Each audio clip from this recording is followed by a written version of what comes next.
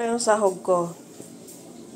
Sibuyas, bawang, sitaw na pinakuluan ko na, chicken, bell pepper, at carrots.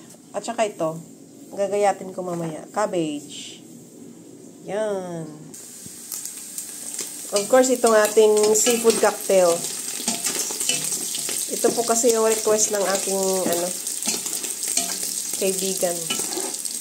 Gustong-gusto niya yung bami na seafood cocktail, yung sahog, na may chicken. Ayan. Lagyan ko siguro ito ng hotdog. Ayan.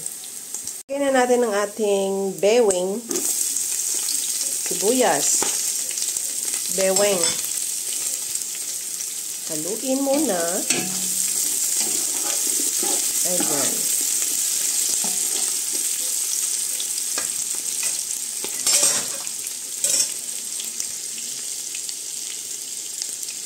Dahil nag-light brown na siya, yung ating bawang, atong sibuyas, sasabay na natin ng ating bawang.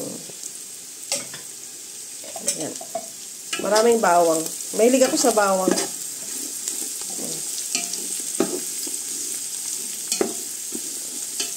Ayan. Nakita kong sausage na maliliit. Ito yung Ayan. Igagayatin ko.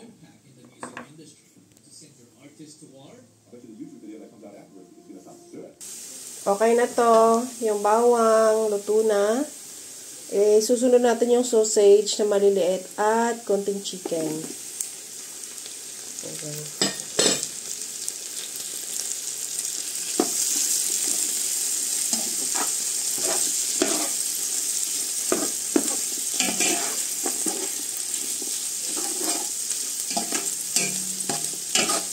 Lutuin muna natin siya.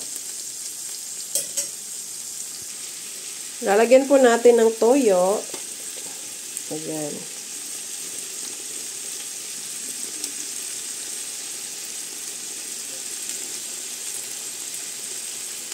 Tansya-tansya lang to, Hindi naman tayo chef.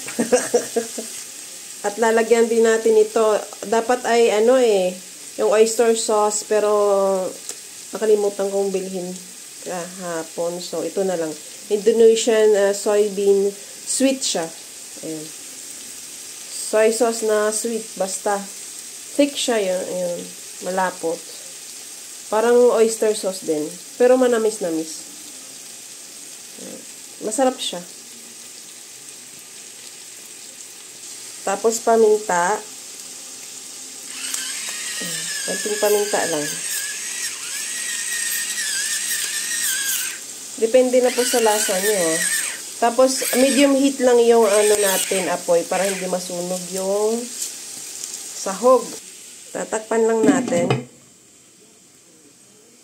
Ayan. Takpan lang natin mga 5 minutes low heat para maluto po yung ating manok. Ayan. After 5 minutes, ganito na siya. Hindi siya sunog yung siya, ketchup manis yung maitim. Lulutuin natin yung carrots. Yung sitaw kasi mabilis lang siya maluto. Tapos pinakuluan ko na kanina. Nguin. Ang laki ng kaserola. Para sureness na hindi aapaw, diba? Oo.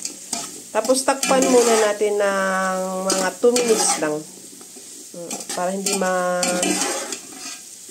overcook yung ating carrots. So, kunin natin, guys.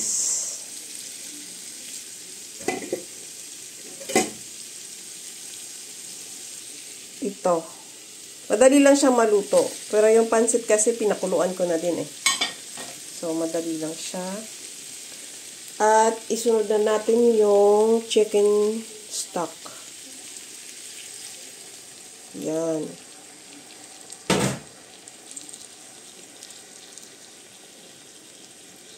Sinunod ko na dito, dadagdagan natin ng water, tubig, at lalakasan yung apoy para kumulo na kaagad. Ayan. Nilagay ko na po dito yung bell pepper, di ba?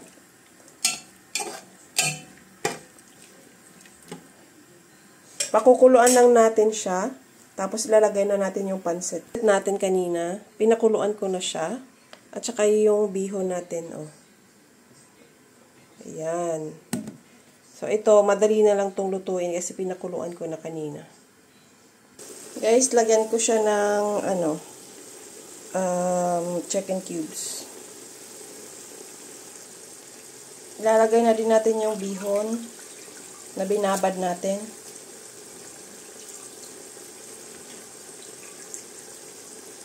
Ayan.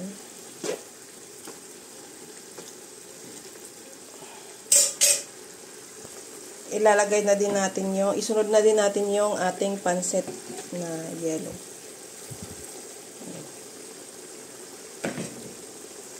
Halo na siya. Halo na natin siya. Isunod na natin yung cabbage. Ayan na guys, yung cabbage at sitaw natin. Ayan. Yung sitaw kasi, ano na siya, half cook na siya eh. Pinakuluan ko na kanina. Ayan. So, takpan lang natin. Simmer. Guys, ito na po yung pansit natin. Sana masarap. Guys, nandito ulit kami. Bonding with friends. Nandito ulit pa kami kay Valerie. O, ito. Wow! Anong tawag doon? Fresh lumpia. Fresh spring roll. And this one is chicken. Fried chicken. Pansit with lots of sahog din. And lumpia. Lagay ko sa top sa ibabaw ng pansit niya para kids. Yes. And di mawawala ang may wagang rice. At saka yung sauce. And the sauce. And the lemon. Toppings. Oh, di ba? Wow. Basta regali. Ali. Bon appetit. Basta regali. Ali, ano ba?